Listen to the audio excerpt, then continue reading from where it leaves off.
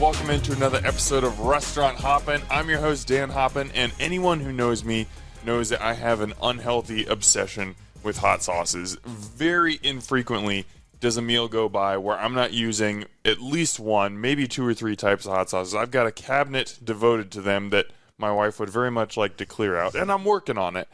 And I have my national favorites, you know, the Truff, the Sriracha, the Melinda's. I love those places. Mm-hmm. But as you guys know, I love supporting local too. And when it comes to supporting local hot sauces, nobody does it better than my guest today. This is Timothy Bader. He owns Volcanic Peppers. Yeah. Tim, welcome to the show. Thanks, Dan. Appreciate it.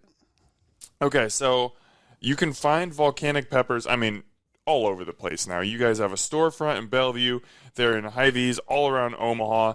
Helping You Barbecue is a good spot to find it. Woolner's Grocery, Whole Foods, or you can order online off of volcanicpeppers.com. Yeah. I just want to get that out of the way because I think we're going to be teasing some taste buds on this episode, and people are going to be wanting to get their hands on this. Awesome, yeah. So I just want to start at a really high level, Tim. When you are tasting a hot sauce, or maybe you've tried to create a hot sauce and you're even tasting your own, what is it about a sauce that makes you really go, wow, that's a great hot sauce?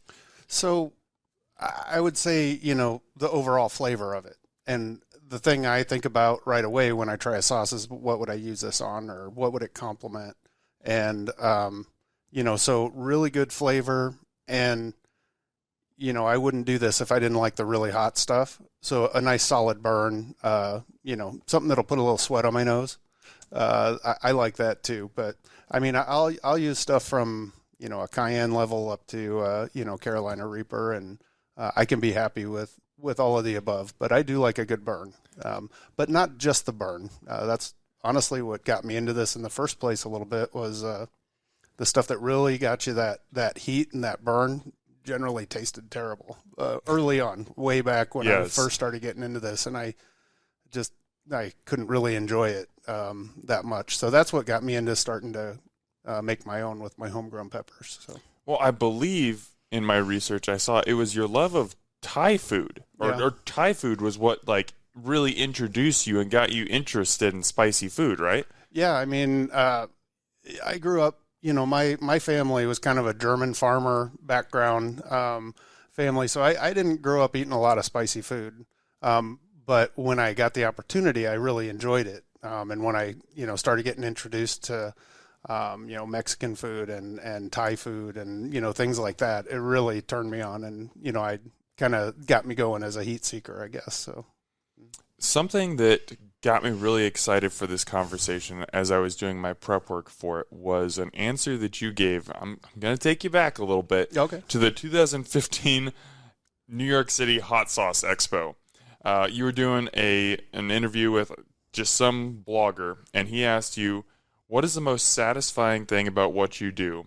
And your response was hearing people say how much they appreciate heat with flavor. Mm-hmm. People seem to be sick of the novelty stuff that tastes like crap. And I agree. So many hot sauces now, the bomb, you could go through. Mm-hmm. They are just all about, how can we just blow people's taste buds? How can we just market this as, this is the hottest. Right. And they taste like battery acid, and they're just awful. So what, to you, why is it so important to balance heat and flavor? You're talking about using Scotch bonnets and scorpion peppers and the ones that people consider up here, but your sauces are not blow you out sauces. They have the flavor too. Mm-hmm. Even some of our hottest sauces have a good flavor if you have that tolerance level. Right. So yeah, that's always been a focus of mine. And like I said, that's what kind of got me into this, was exactly that, I wanted to get the heat, but I also wanted something enjoyable, doesn't taste like you said, battery acid and stuff like that. And it's really kind of a shortcut type of thing, in my opinion, using extracts. That's what that battery acid flavor is, that using a concentrate, sticking it into some flavored vinegar water and calling it a hot sauce. That's not my style. I want something, I focus more on the peppers, and then I build the sauces around the individual peppers that I'm using. So they all complement each other because they all do have unique flavors. Even the really hot ones have unique flavors. So tell me about that process. Like, I don't even know where you start when you're creating a sauce, but like, do you start with the pepper itself and think, what flavors would go well with this? Do you just start experimenting? Like, take me into that process. So the creative process is hard to put your finger on. I just, my nature is to be a very internal type person. I'm a fairly introverted type of person. And so everything's kind of going on inside the head. You'd almost call it daydreaming. I wonder what this would taste like with that. And it just kind of starts coming together in my head until I have a good feeling for, okay, I think I have a good enough idea of what I want to accomplish.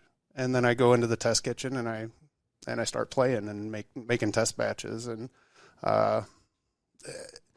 beyond that, I don't know, exactly how you put your finger on creative development. But for me, it's a very internal process. And I may have some discussions once I have that idea formulated, like with my guys, and we'll test the batches together and we'll talk about it. And I usually, one of the nice things, and, my customers that come to the shop, I think some of them really enjoy getting some of those test batches because I give them away freely.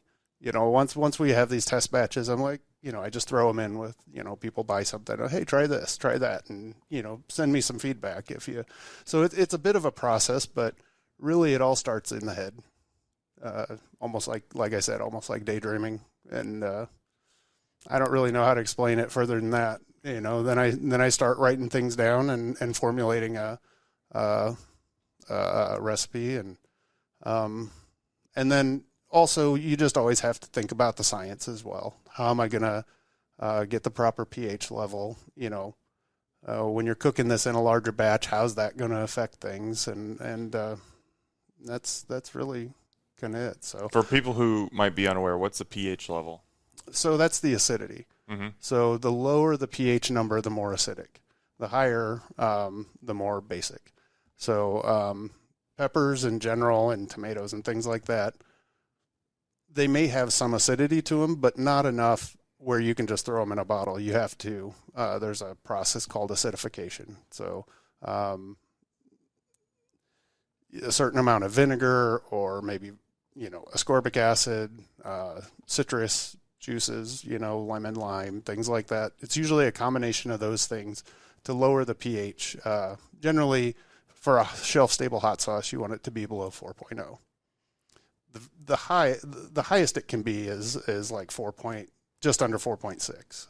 But from my perspective, all of my sauces are going to be 4.0 or lower, just from a stability standpoint. So, people, you had no idea so much science went into hot sauce, did you? I don't think I understood until right now. Yeah, it's really a combination of acidity and heat processes. So that's what makes them safe to be shelf stable.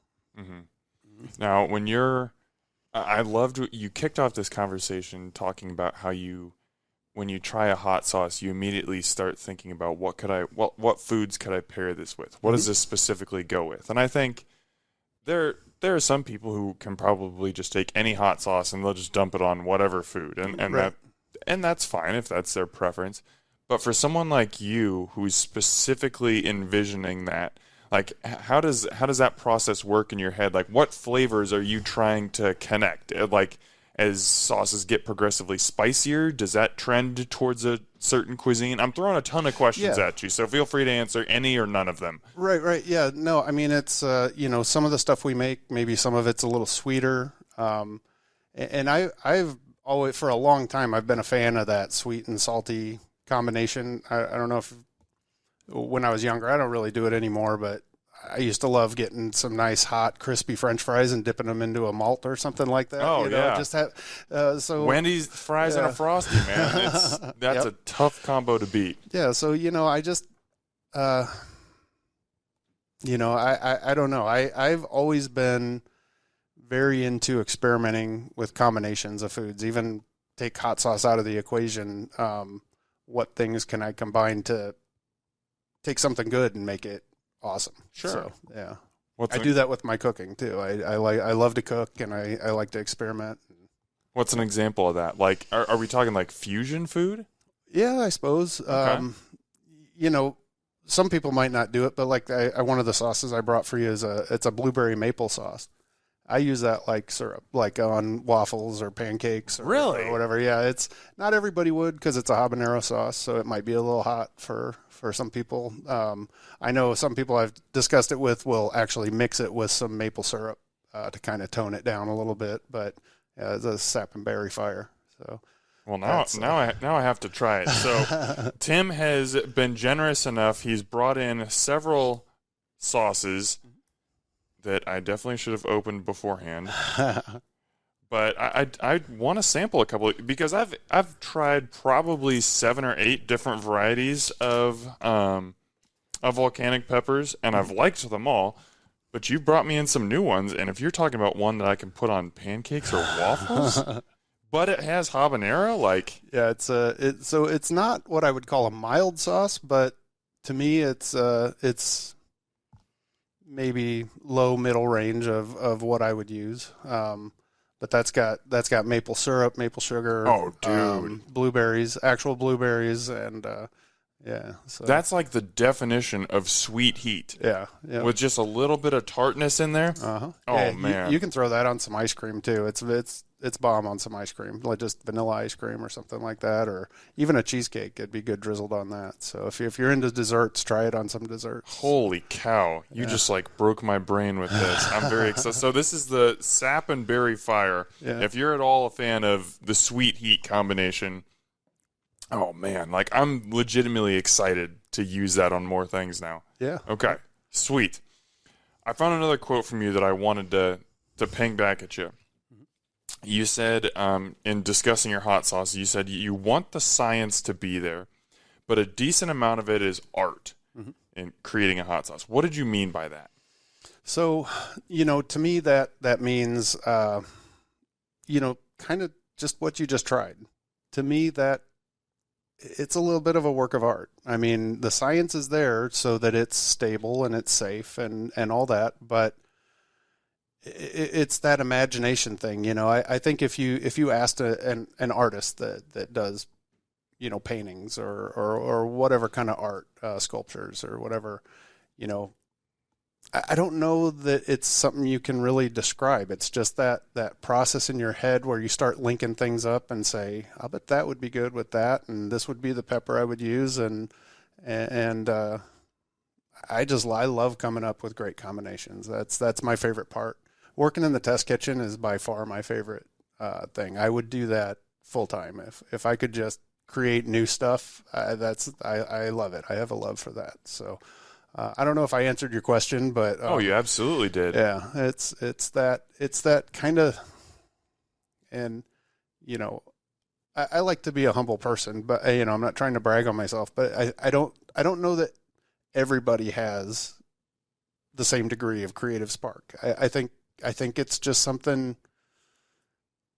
I think it's something that I just have. It's something I've had for even when I was younger. I loved messing around with food and combinations and, eating different things and making people's eyebrows raise at what I was mixing together and stuff. So, that's, we didn't have a lot of money growing up. So, special things like, it doesn't sound that special probably, but like tartar sauce, we got fish sticks. And so, I would mix like some mayonnaise and ketchup and kind of try to make my own little dipping sauce, even when I was a kid. So, I don't know. It's just something that's, for some reason, it's in my head. So I love that. Yeah. And here's what I love about that sauce. That was delicious, and it had a little bit of heat. At no point was I like, whoa, this is like doing anything. Yeah. Like crushing me. But you talked about that burn, and I love the afterburn. Just like that kind of lingering heat in your mouth, just right at the top of your throat. Yeah, I have that right now. Yeah. My wife thinks I'm insane. When I talk about this, she's just like, why? Why do you like that? I can't explain why I like it. Maybe I'm sadistic. I have no idea. But it's just like, it's that pleasant, lingering heat where I'm not blown out. Like if I had something to eat right now, my palate isn't so blown out that I wouldn't be able to Right. taste it. Mm-hmm. But I have that like pleasant afterburn. Yeah. Man, that's good. Yeah.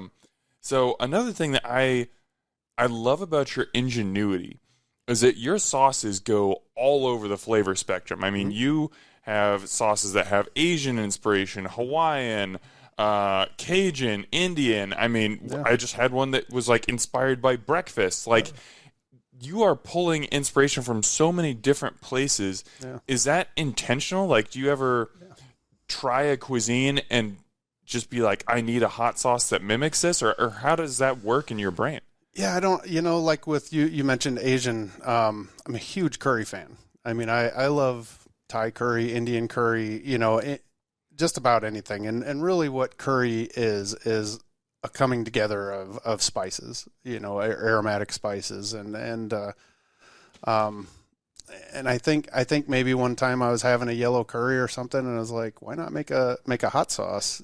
So I've got a curry hot sauce, and on the way developing that, I kind of put all the spices together, and I also have a curry powder. So the curry powder is actually the curry flavor in our curry sauce. So interesting. I sell both, and I use the curry powder quite a bit because I'll make like curried lentils and things like that, and I use it pretty generously. It's got some decent heat. It's got some ghost pepper in it, and it's a nice curry powder. I probably need to take it's just got a plain label, and I've never really marketed it that much, but it's something that people do buy online and at the shop, and there's actually quite a few hidden gems. I think that's why people like coming to Bellevue, because they can try all of it. We've got samples of everything, but a lot of the little things that really haven't been marketed, they're not out at the grocery stores. We've got a good 40 sauces, and probably close to the same amount of like spice blends and pepper blends and stuff like that. So just for anyone who's curious, Volcanic Peppers in Bellevue, located at 601 Fort Crook Road. North Fort Crook Road. And, I mean, just plug that into your GPS. That's probably the easiest way to find it. You said you've got a lot of hidden gems. Other than the curry powder, what are maybe one or two things that you think are just awesome and people are sleeping on? So we make a sambal. I don't know if you've ever had sambal, but we make it's called Darth Sambal. It kind of has a Star Wars theme. It's got a pepper dressed in like a Sith hooded that kind of thing. Okay, I need to find this now. Yeah, so that's a mix of pepper. It's not blended down like our sauces. It's more of a mix of our different peppers. It's got a lot of garlic. It's got It's got the Sith hood. Oh my gosh. It's kind of a cool picture, I think. That's fantastic. Yeah. And I have to give credit, my longtime friend, Dave Cooperrider, he doesn't do it. He just does on the side, but he's a graphics guy. He's come up with all my labels, all my graphics, and but I mean, he has a regular job. He just does it on the side for me now. But yeah, that's but that was one of my favorite graphics, the Darth Sambal. So that's again, that's kind of a hidden gem, and we kind of focused. We don't go like to the Hy-Vees or the new stores and say, here's 40 sauces, pick out which ones you want. We usually go to them and say, hey, here's our top 5 or 6 that sell well in your environment, in a grocery store or whatnot. They're probably not going to sell a ton of our hottest stuff, maybe a little bit, but our cayenne stuff and jalapeno stuff and things like that, and a few of the, that people are just going to grab off the shelf. So that's, but if you're really, so there's, like I said, we've got a good 40 sauces in production. So there's a lot that people don't know about unless they, go to our website and peruse it, but really coming in and just trying it. I love lighting people's eyes up, like, wow, with some of the flavors and stuff, like the curry and this blueberry maple and, ones that people don't necessarily know about. So what is that moment like for you as a creator when you have somebody come into the shop and try something, or even me right now trying that and being like, I've never had, a I want to make sure. Yeah, blueberry, habaneros, and maple. I've never had those three flavors together before, and it was just like a new part of my brain was like unlocked. What is that like for you as a creator to get those interactions and those responses from people? That's the best satisfaction. I mean, that's, reaffirming kind of what you're doing is that, I had those eye-opening moments way back in the day too, that, okay, there can be more than Tabasco and, those mainstream ones. There's and believe me, there's lots of good crafters out there. I go to shows around the country and, meet with different people, and there's a lot of people putting out high quality, great tasting stuff. And, the thing, because I've been doing this for a while now.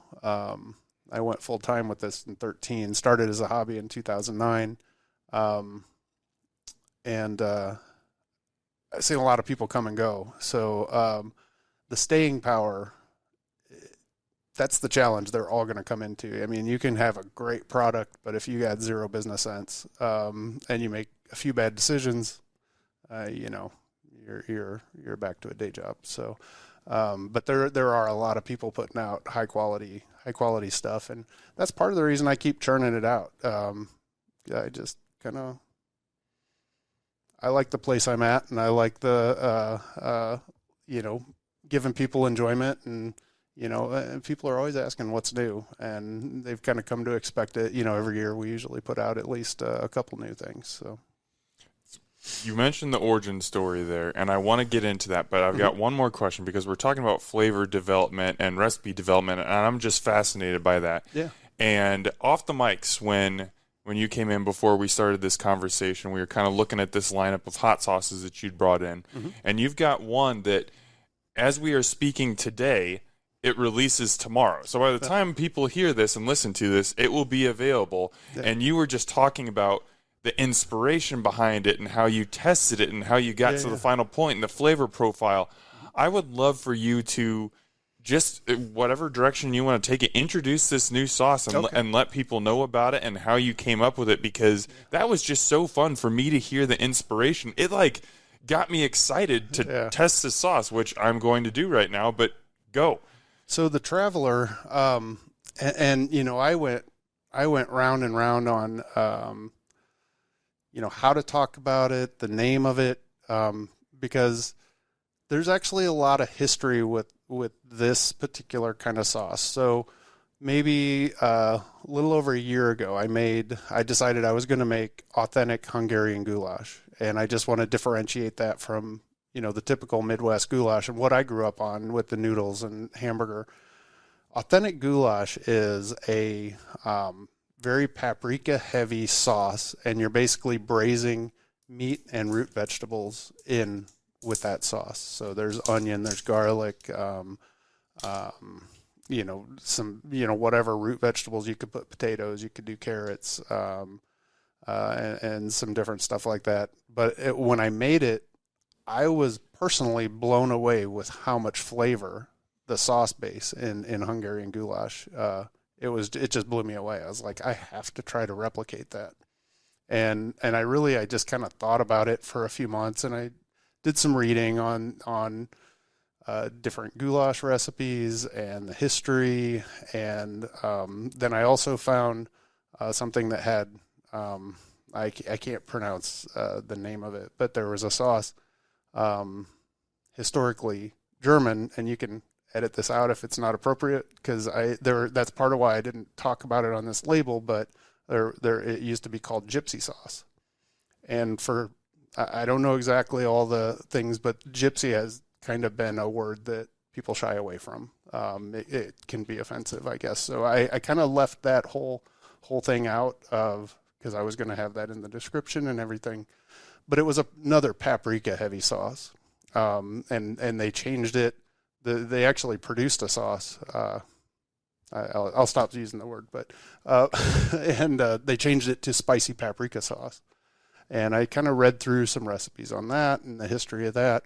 And so it's been a bit of a process with this. And you'll notice on the label, and nowhere does it mention and there shouldn't be any copyright issues. But there's a book series called The Wheel of Time and I'm about halfway through the series, and there's a television series, and so there's a little bit, and I've probably gone all over the place with this topic, but you're doing great. So the flavor of the Hungarian goulash, the sauce, a little bit about traveling people in the stories I'm reading. So all these things are kind of going around in my head, and that is where the inspiration for that label, which might remind you of one of the some of the characters in the book I'm reading. But so this is a smoked habanero, and then roasted red bell, roasted garlic. So I roasted garlic cloves, and a heavy dose of paprika, tiny bit of tomato. But some people say they really taste the tomato, but I think it's more the combination of all the flavors coming together. With the paprika can give a bit of a tomato flavor as well. But I feel like it's just, to me, it's very much a flavor bomb. Yeah, I'm going back for more. Yeah. I'm just putting this into a spoon for people who are listening. This is fantastic. I can see myself putting this on everything. Yeah, I've used it because I've made multiple test batches of that. And for like the people that have been coming in and getting the I think the label said number 45 test batch and different iterations. I think I did 4 different test batches that I gave out to people. This is the end result of all of that, and I also shipped it out to people and that I trust for their feedback.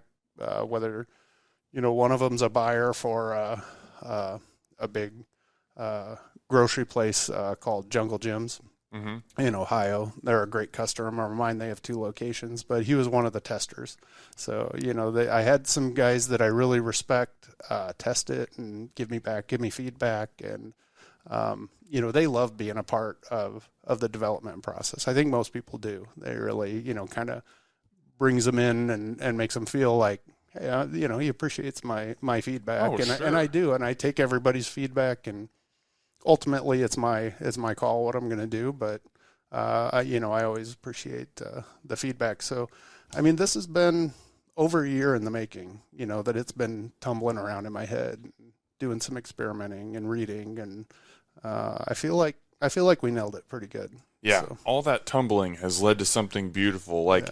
Honestly, I don't know if I'm crazy, or maybe it's because you mentioned there's a little tomato and then the roasted bell pepper, but up front, I almost thought it was a little sweet. Yeah. And then it gets a little bit more tangy, and now I've got that good afterburn again. And again, we're not talking about I need a glass of water, I need some dairy right now, but just it's there. It's saying hi, but it's not punching me in the face. Mm-hmm.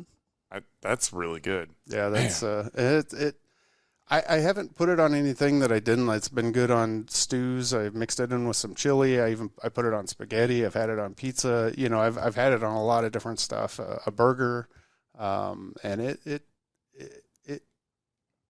universally has been good on everything I've tried it. I haven't tried it on anything sweet. I don't see that really being a combo, but some sauces I might try on some ice cream or something too, but not this one. This is more of a savory, sauce for meats or, pizza, pasta, stuff like that. All right. I'm going to be using that tonight. Yeah. I don't even know what we're having for dinner, but that's getting used. Okay.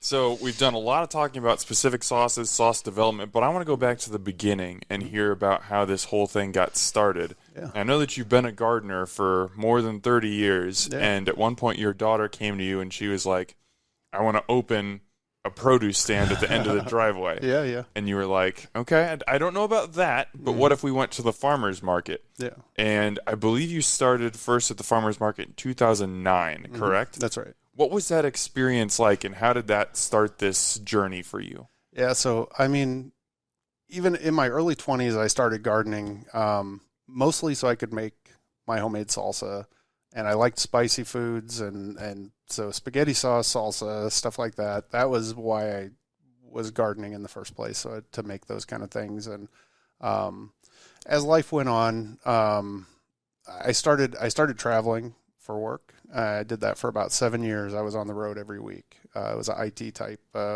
work, and I finally kind of got tired of that, and I came home, took a job here in Omaha, and my youngest daughter and I, because I traveled for 7 years, I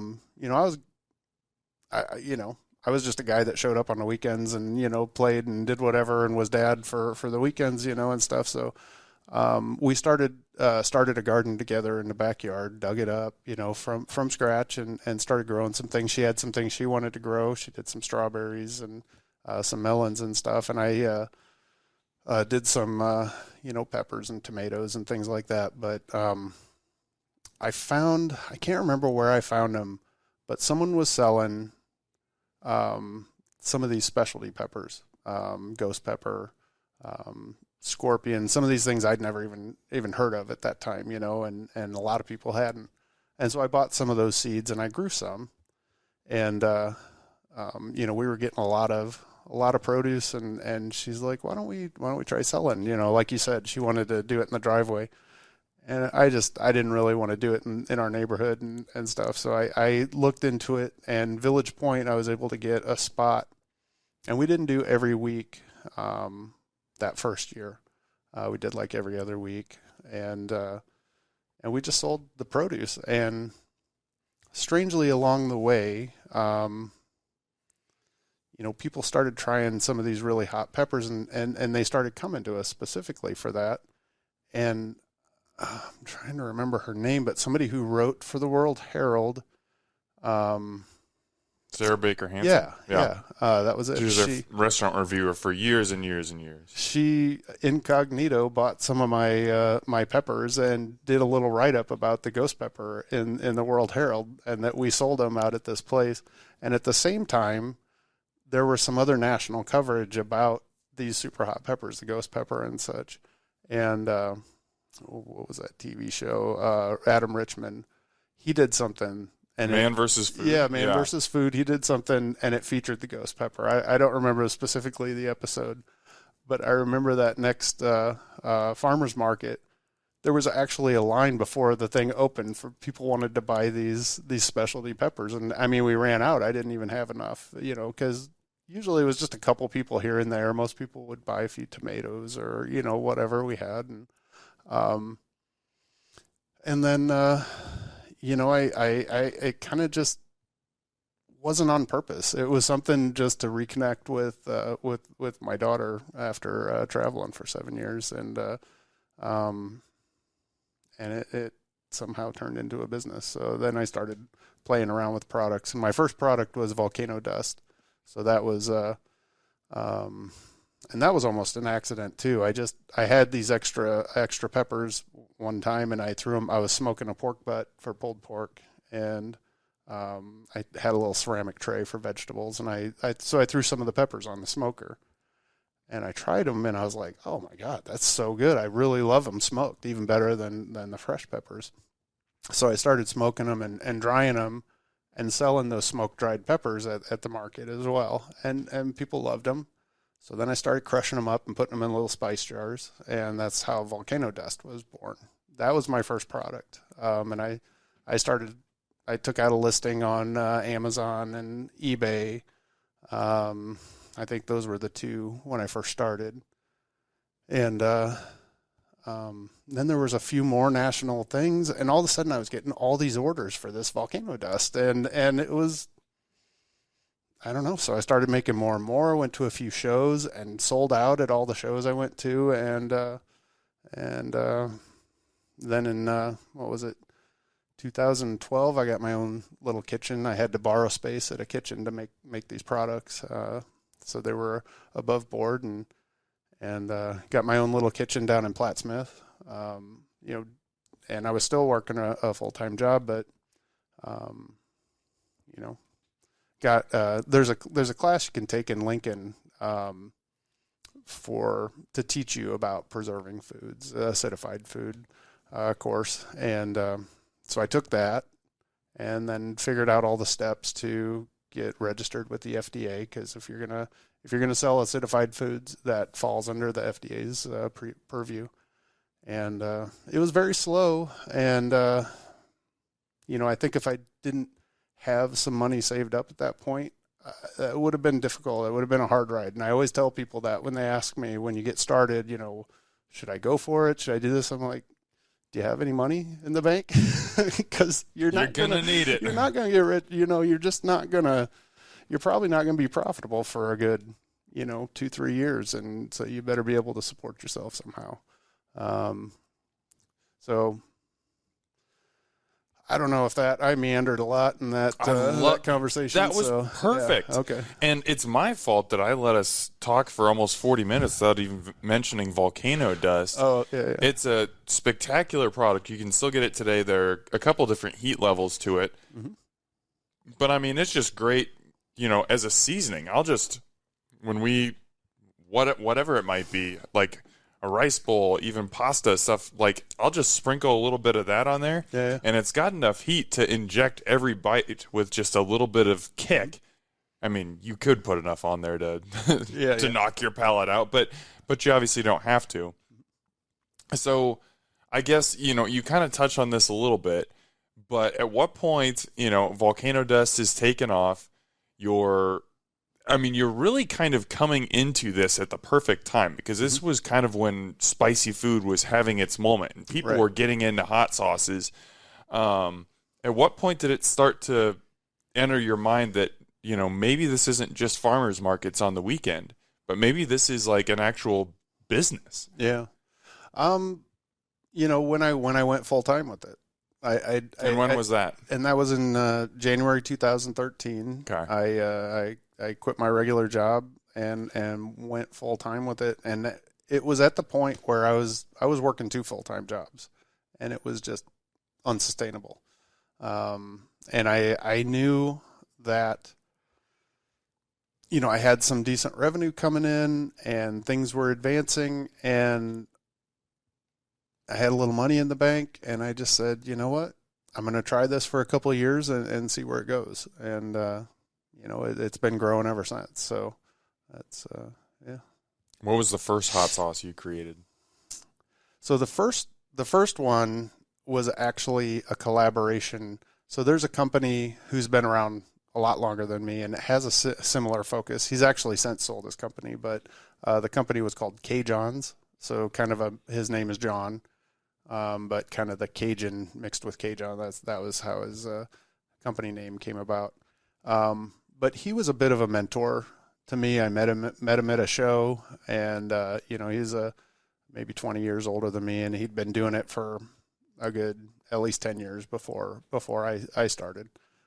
Great crafter, and he had grown it, and I had met him, and he loved the volcano dust stuff, and he's like, "You really need a hot sauce."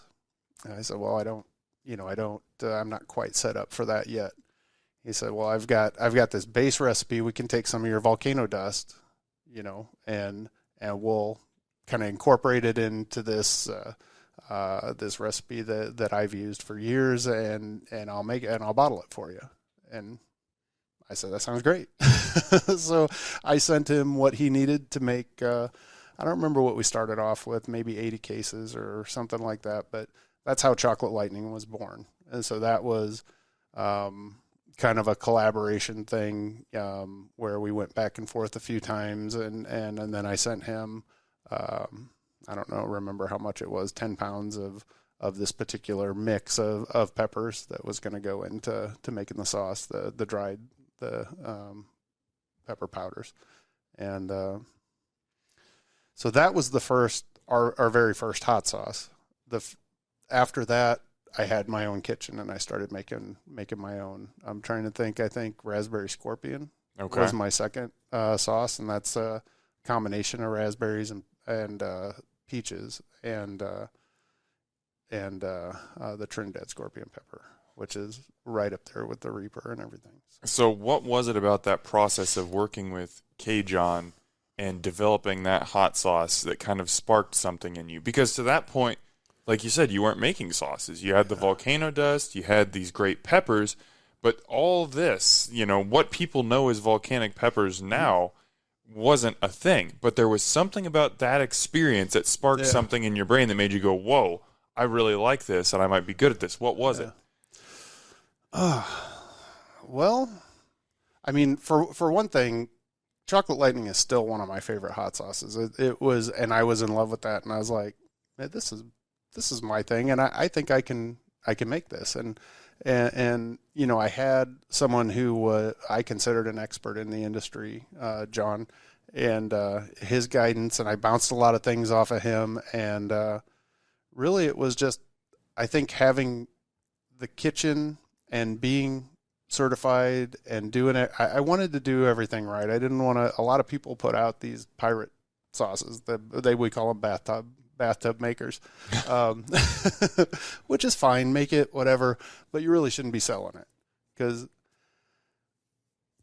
maybe it's fine, maybe it's safe, but you're going to give someone botulism, and how are you going to feel about that? Yeah. And your business is done, and you're done. And who knows what probably pretty stiff penalties for doing that kind of stuff. People still do it, but I just didn't want to go that route. I like to have, kind of a plan and do things the right way, and then go from there. So I'd say really, once I had my own kitchen and, made my first sauce on my own and bottled it and got it approved, and there was no turning back from there. I was ready to, obviously I've not slowed down a whole lot. So I mean, where do you even go from there? Obviously you had a business already with Volcano Dust, but you developed the hot sauce, you get that approved and everything. Like, how does the company start taking off? Like, basically, how did you move from that to where you are now? So it was a combination of things. We were fortunate enough to start working with a couple of the local Hy-Vees, which is honestly a godsend if you're a local maker. The individual stores can choose to bring in local products, and they do, and they're great to work with. And once we had a couple of them and a period of time went by, we started approaching other Hy-Vees and saying, hey, we're having good luck over there. And, and just kind of kept going from there, beating the pavement. And we never stopped with the farmers markets. I've done shows all around the country, New York, Albuquerque, Texas, getting in with some of those people. And it's not just individuals go into some of those shows. Their buyers go to those shows too, and you make contacts. And I sell directly to hot sauce shops all over the country. So we've got several in California, Texas, Ohio. I mean, there's a lot of different places. So really just kind of being persistent, beating the streets, constant improvement. I mean, my processes have gotten so much better over the years. I mean, that's, to me, I learn by doing. So, I started and we've perfected a lot of the processes. We've had some good success. So we've been able to buy some automation equipment. Having a line makes a huge difference so that we can, put out more product at a time. And to be honest, having great guys, there's only 3 of us full time, and then I've got 3 part timers. And Bill and Jason are some of the hardest working guys around. So surrounding yourself with good people makes a big difference too. So, absolutely. Yeah. I mean, they want to see us succeed and grow as much as I do. So. Well, there's one event that I'm sure you were well established by this point, but I'm sure this event didn't hurt business. In 2020, you made the lineup for Hot Ones, the hit internet sensation show. I'm guessing most people who are watching this are at least aware of Hot Ones, but in case you're not, the basis for the show is Sean Evans, who is a fantastic interviewer. Yeah. Like, I'm so jealous of his skills and his research ability. Mm-hmm. That's neither here nor there. He brings on a different celebrity, athlete, actor, comedian, whoever it might be, every week, and does a one-on-one interview with them, asks them 10 questions, and before each question, they eat a chicken wing, and Right. the chicken wings are covered in sauces that get progressively hotter. And the brilliance of the show is all these people that he's talking to have been interviewed probably thousands of times in their life, and they've got that celebrity veneer up at the beginning. They're given pretty, baseline answers.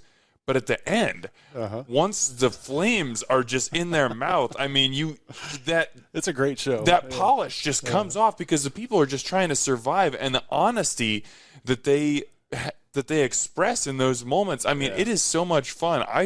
There have been people on that show who have been watching, play sports or act for years, and I get more personality out of them in 20 minutes than I did watching their movies for 15 years. Yeah. It's so cool. So anyway, that long-winded explanation to get into this. In 2020, one of your sauces, Thor's Hammer, made the lineup. I think you were number 6 out of 10? 7. Or 7 out of 10. Okay, that's what it was. What was that like? How did that come about? What was that process like? So, I mean, it was season 12, and I had actually been sending them some samples for a while, and I was real excited about the Thor's Hammer when I developed that one. It was, I mean, again, not to sound boastful, but I think it's the best tasting at that heat level. It's the best tasting sauce I've had at that heat level. I think we really nailed it where we jammed enough super hot peppers in there. And it was a combination of the fresh peppers and dried. People don't really realize it, but like extract is basically dried peppers that leached out the capsaicin using alcohol. So it's almost like adding concentrated heat by adding, and a lot of our sauces are a combination of the fresh peppers and the dried. But that one I was super excited about, but I had sent them samples of several sauces for probably a year and a half, something like that. And just kind of out of the blue, I was actually driving to Colorado for a vacation. I get a call, and they're like, "Hey, we're interested in your Thor's Hammer for the next season of Hot Ones." And we talked a little bit and negotiated a little bit on price, and that was it. And I'll tell you what, we didn't have any of the automation at that point. I mean, I think our order was the first one was 2,000 cases, and then an add-on of like another 600 cases after a while, and huge. I mean, just a huge deal for us at that time. And the work was, I mean, I can't imagine going back to that time and doing all that stuff by hand. But I mean, guys were coming in and doing stuff at night. We'd make the sauce and we'd have it stacked on pallets, and then somebody else would label it and put the little lock code on it, and shrink bands. All that was by hand, which it's all that's automated now. I've got a line that kind of does all those things, but somehow we did it, and somehow we met the timeline. But then getting to sit there and seeing Dua Lipa holding my bottle of hot sauce before she tried it, I'm just like, she's holding my hot sauce, And there were some pretty big stars on that season 12, and it was. I mean, it's hard to. I don't know what, as far as professionally, would get me more excited than watching some of those stars. Captain Marvel picked it up and said, "Oh, this is on brand." I can't think of her name. I should know. I really like her. Scarlett Johansson? No, the one who plays Captain Marvel. Brie Larson. Brie Larson. Yes. That's it. Yeah. Yes. Seeing Brie Larson pick up my bottle of hot sauce and say, "Oh, this is on brand for me," and a few of them said, "Oh, things are getting real now." When they tried Thor's Hammer, and just some of the responses, and oh man, that was great. Yeah. What's crazy? We brought up Adam Richman earlier. He was on this season. Was he on season 12? Adam Richman? That's what, I mean, I guess I'm trusting HotOnesFandom.com, so maybe this is wrong. Well, but there was the guy from Schitt's Creek. Yep. Dan Levy. I'm terrible about names, if you can't tell. Brie Larson, T-Pain, Action Bronson, Drew Barrymore, Joseph Gordon-Levitt. Excuse me. This is a pretty packed lineup. Yeah, it was a great lineup. I loved all of them, so that was pretty cool. What was that like for you, especially the first episode? Like, were you nervous going into it? Yeah, for sure. I mean, these are extremely popular people, you know, and if they were like, ew, it's like, oh no, but you know, obviously none of them said anything like that. Several commented on the heat level, the jump from what they had just tried. Personally, I think Thor's hammer could have been spot 9. I mean, you've tried it, you know how hot I don't know how you really get any hotter than that without adding extract. I just, it's beyond me. And maybe there's a way, but and actually before the end of it, I'd love you to. This is one it's just a test one, but that is a 7-pot brain strain and horseradish sauce that I'm trying to sell that to get back on the hot ones. That's my goal with this one. I don't know if it's going to fit their, you know, they go through pretty rigorous and they get tons of samples from lots of different companies. So, you know, I'm not banking everything on it, but I'd sure love to get on that show again. And this is the one I'm working on. This one I think has terrific flavor, but the burn comes on pretty quick. How does this compare heat-wise to Thor's hammer? I don't think it's quite to the Thor's hammer level. And there's, you know, something I didn't really talk about, but a lot of the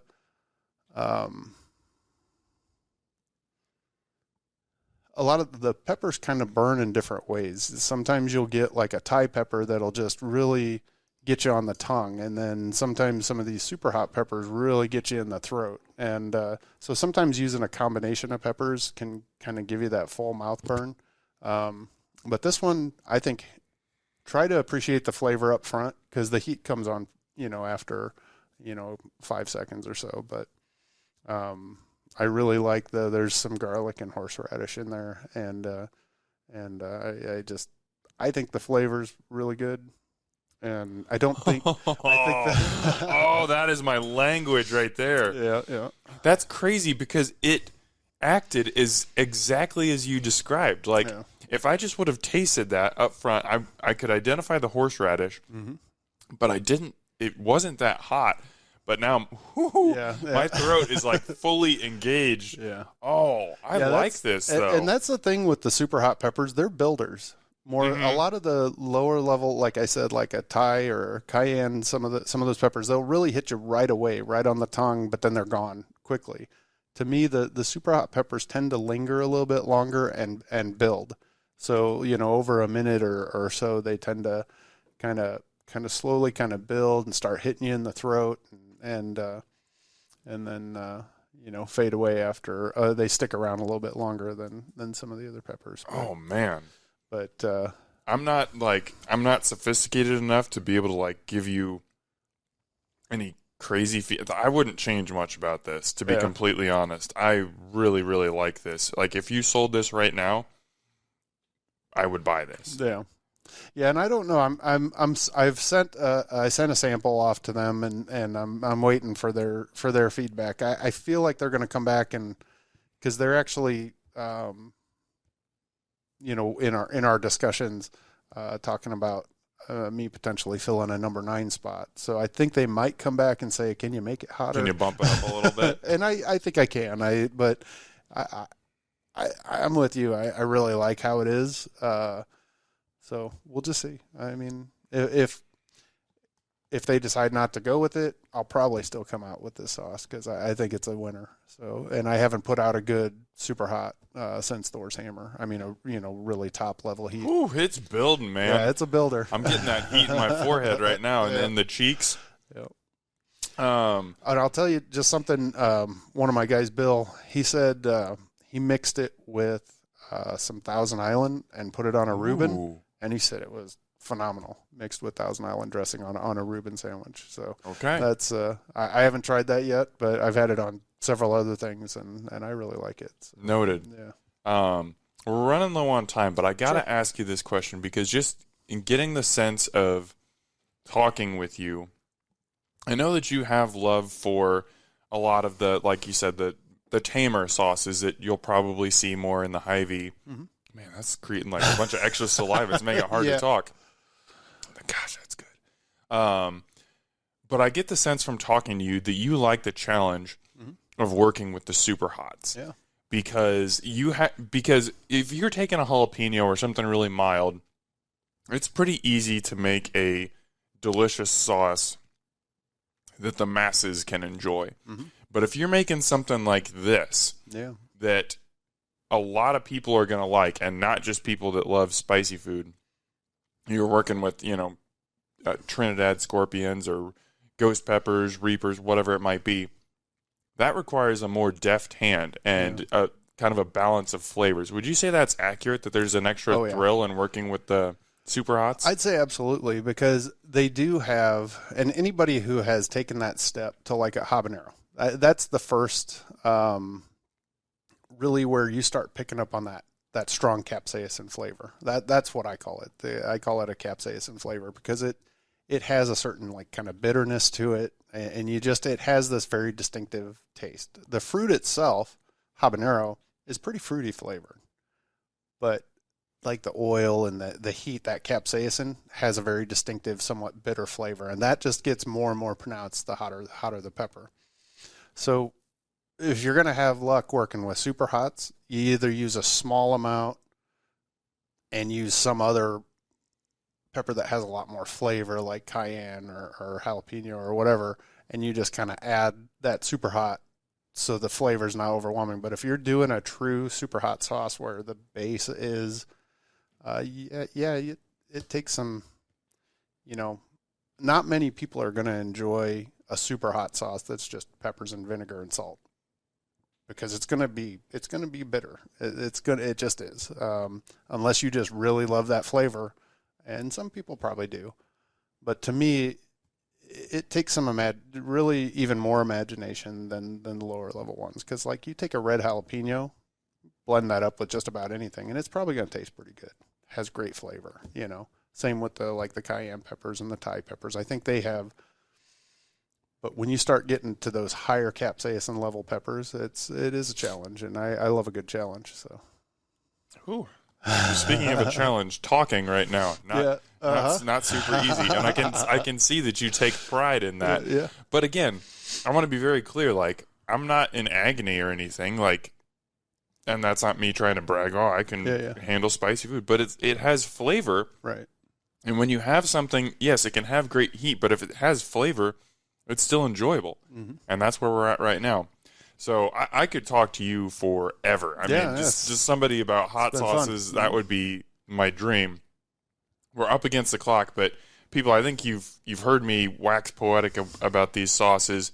You've seen me try several of them today. I'm a huge fan of all of these, and my mind is already working on what I can make for dinner so I can enjoy a couple more. Yeah. But huge fan of Volcanic Peppers, and I appreciate that. I've been asking for years trying to get you on the show, and just for whatever reason the stars haven't aligned. I'm so glad that we got the opportunity to do this. Timothy, thank you so much for coming on the show today. I appreciate the time, Dan. You're easy to talk to, and I'm glad we were able to connect and make it happen. All right. Omaha, as always, thanks for eating with us.